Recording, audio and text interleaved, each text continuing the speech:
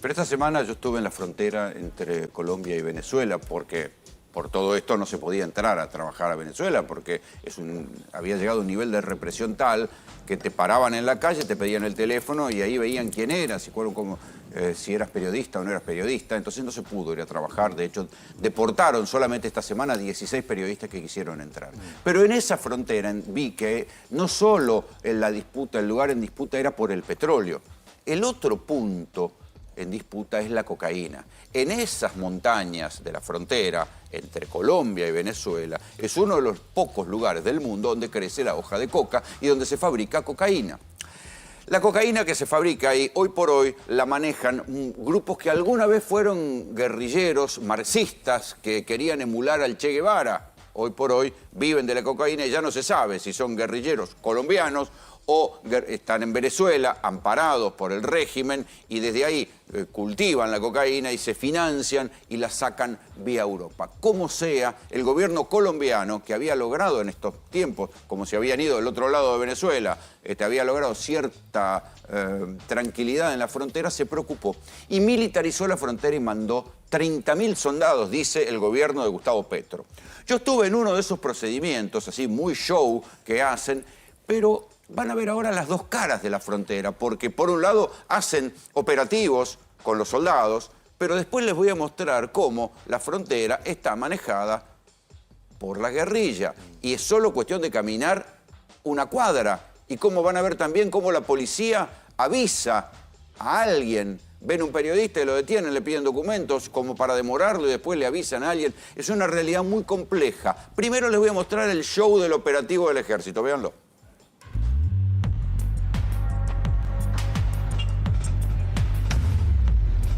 Se despliegan y controlan, se retienen. Los puentes de noche se ponen picantes.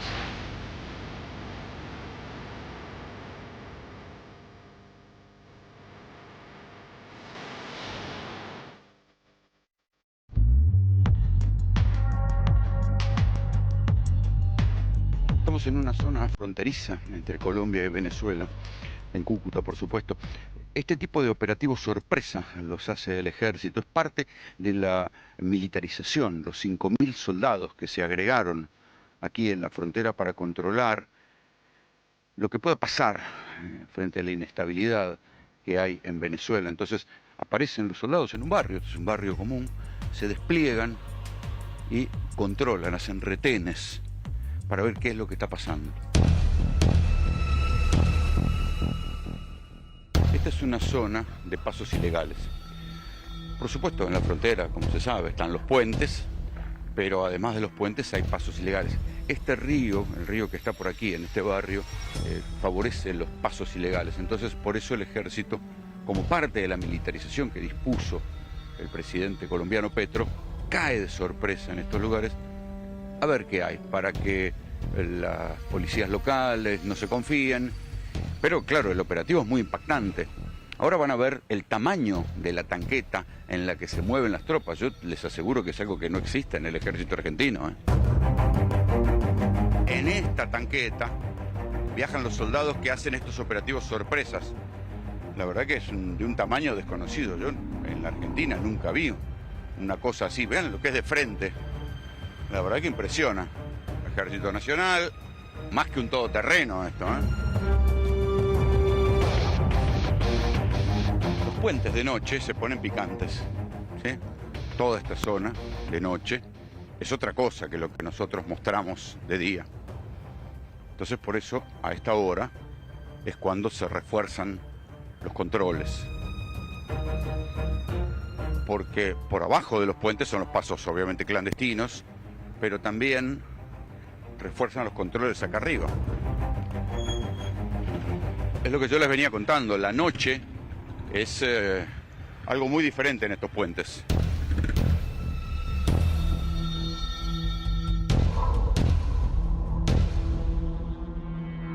A diferencia de lo que sucede de día, donde los autos pasan tranquilamente, los soldados hacen estos operativos sorpresa.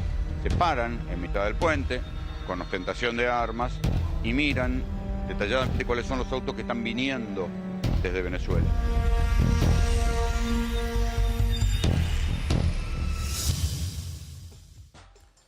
Claro, acá en la Argentina el ejército tiene prohibido hacer tareas de seguridad interior. No es así en Colombia. Es una de las cosas que Estados Unidos se está pidiendo y no se extrañe que en cualquier momento Milei la autorice, que los militares no quieren meterse en la lucha contra el narcotráfico. Estados Unidos pide que las fuerzas militares se involucren en la lucha contra el narcotráfico. Por eso los militares están así haciendo esos operativos de frontera, porque están involucrados en la lucha contra el narcotráfico, que allá también es la lucha contra la guerrilla. Es algo que nosotros, por suerte, acá no tenemos. Pero imagínense el tipo de armamento que tienen. No solo tienen ese tipo de tanqueta así futurista, que acá no existe en el ejército argentino, por lo menos yo no la conozco. Lo último que conseguimos fue la tanqueta china, famosa, que se la la trajeron para el G20, la dejaron acá y se la dieron a la Policía Federal. Utilizan ametralladoras con silenciador para combatir en la selva. Nosotros vimos una en el puente. Esos fusiles ametralladoras son con silenciador para poder disparar en la selva y que no vean desde dónde estás disparando. Pero esto es una frontera donde la guerrilla secuestra gente, porque esta semana mismo, cuando yo estaba allá, secuestraron 5 policías, desalojan campesinos a punta de pistola. Este es uno de los temores de Colombia.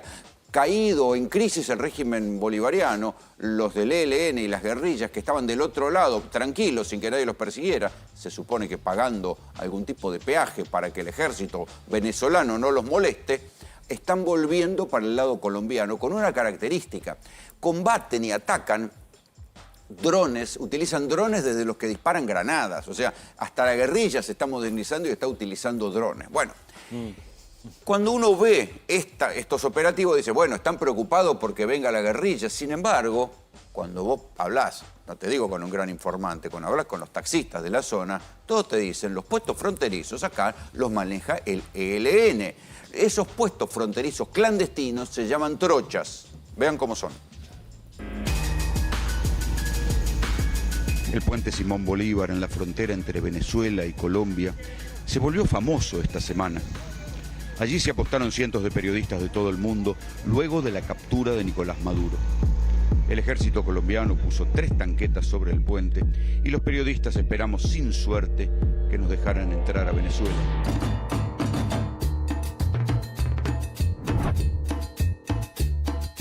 Pero a pocas cuadras del puente el paisaje cambia y uno entiende por qué llaman a esto una frontera caliente.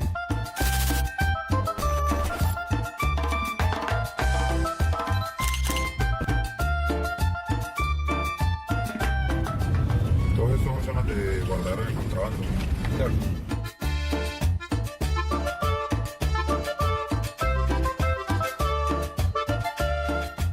Acá manda el ELN. Es lo mismo la guerrilla, el ELN, Ejército de Liberación Nacional. Por eso, pero es solo esa fracción. Ajá. En Cúcuta es un secreto a voces que a las trochas las controla el ELN, el Ejército de Liberación Nacional. Una guerrilla que alguna vez fue guevarista y hoy se financia con la cocaína.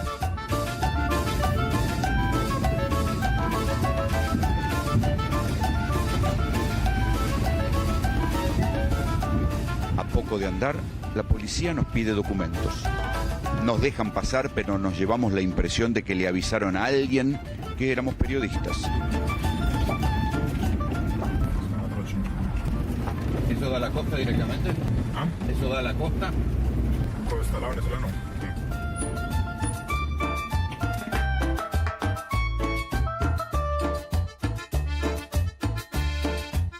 Antes de llegar a una de las trochas, apostados contra este muro, vemos guardias armados. Por obvias razones, apenas si los podemos filmar.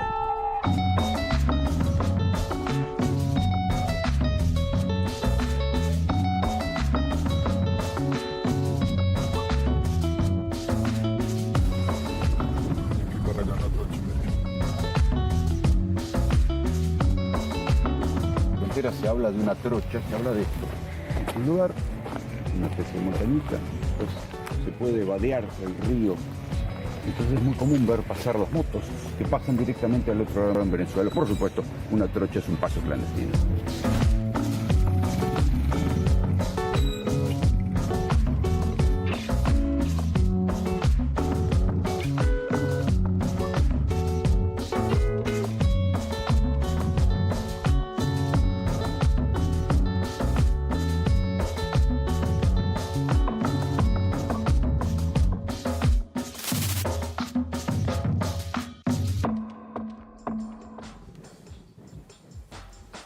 A ver, ¿qué se sabe de estos pasos clandestinos? Hasta hace un tiempo los manejaba el famoso Tren de Aragua, ¿sí? Que era una organización mafiosa venezolana formada en las cárceles, que también ahora Trump la ha demonizado, pero bueno, perdieron el control de esos pasos a manos del ELN, que es una guerrilla que vive de la cocaína y que está mucho mejor organizada.